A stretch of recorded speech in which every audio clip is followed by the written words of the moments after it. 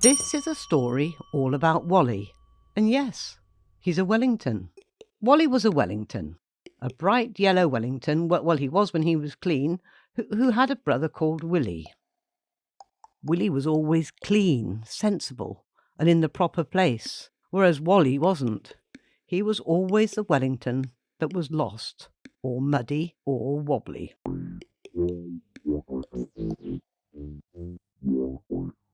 "Try and smarten yourself up," said Willie. "Wobbling about all over the place is very untidy."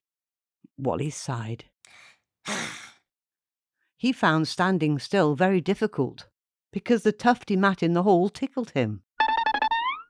The floor with its mirror-polished shine tickled him.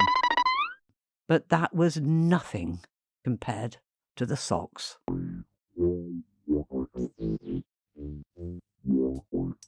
"Oh no!" gasped Wally as the socks came running. They were the big fluffy striped ones, and Wally knew they were terribly, terribly ticklish. Just seeing them was enough to set him off. He giggled. Then he wiggled and wobbled, so much so that he sent the socks flying. Right up the hall, where he wobbled off into the garden.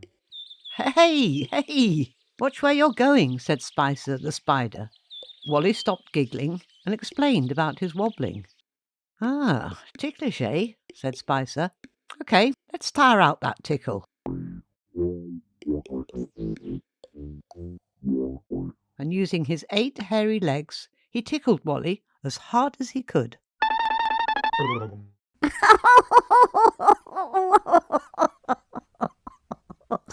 Squealed Wally, all tickled out. "I'll never, ever be ticklish again."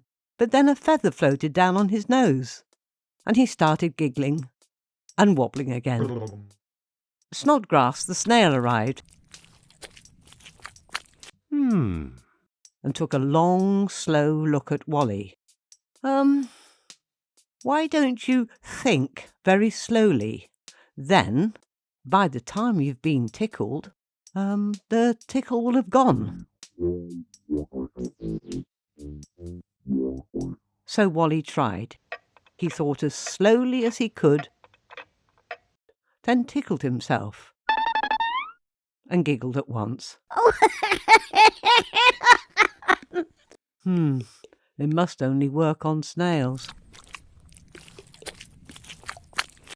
Bertha the barrel had been watching. "So you want to stop being ticklish," she said, and Wally explained about the socks.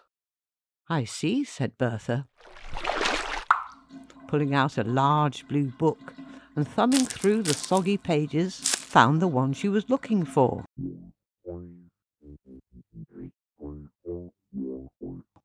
The Cure for Ticklishness.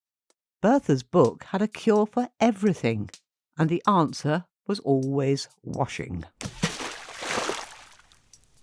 I don't like the sound of that," faltered Wally.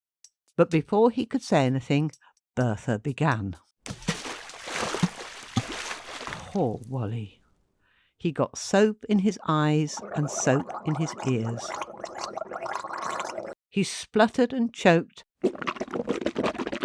as Bertha scrubbed harder and harder, and to make matters worse, she sang at the top of her voice.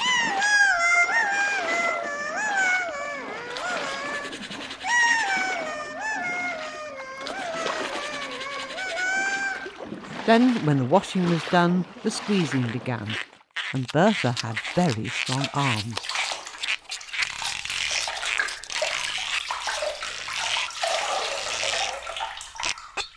"Oh!"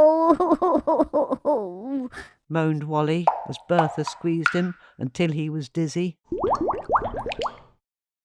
"There," she said.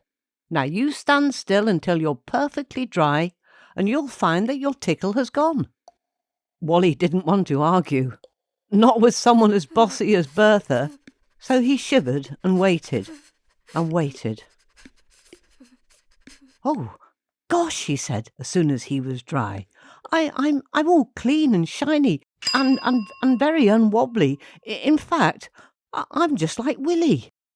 And talking of Willie, there he was hopping across the lawn towards him, with the socks running and laughing after him. Hey, said Willie, look at you. You're all clean and shiny, just like me.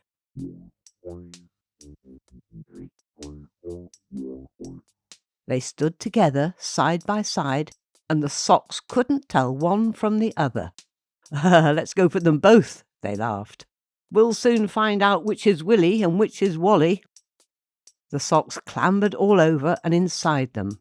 Wally shut his eyes and took a deep breath. But guess what?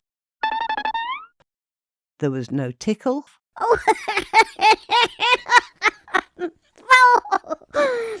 no giggle or wriggle, and only the tiniest wobble.